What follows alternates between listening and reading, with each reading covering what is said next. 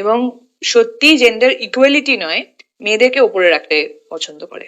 আমার সব থেকে বেশি প্রাউড ফিল হয় ওকে নিয়ে, আমি একজন মানুষের সাথেই মিট করেছি যে নিজের আগে মহিলাদেরকে রাখে এবং সত্যি জেন্ডার ইকুয়ালিটি নয়, মেয়েদেরকে উপরে রাখতে পছন্দ।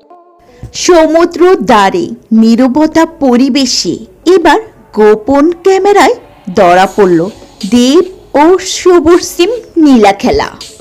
সামাজিক যোগাযোগ মাধ্যমে যখন দেব ও শুভশ্রীর প্রেম এবং বিয়ে নিয়ে তোলপাড়, তখন এই ভিডিওটি আরও বেশি ঝড় তুলেছে।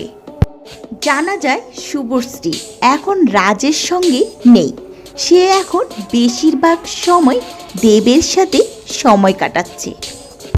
দেব ও শুভশ্রীর এই প্রেম খেলা আজ থেকে নয়, অনেক বছর আগে ছিল তাদের গভীর প্রেম।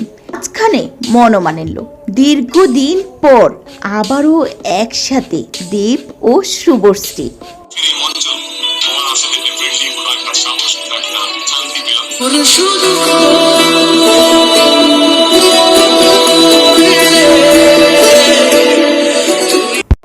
এখন প্রায় দেবের সাথে শুভশ্রীকে দেখা জানা যায় দেবের প্রযোজক চলচ্চিত্রে দেব ও শুভশ্রী এক জুটি হয়ে কাজ করছে।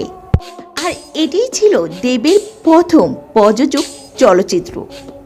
শুধু কি তাই, দেবের প্রথম দাদাগিরিতে উপস্থিত ছিল শুভশ্রী। আর এমনই জল্পনা কল্পনার মধ্যে দিয়ে যাচ্ছে দেব ও শুভশ্রী সম্পর্কের গুঞ্জন।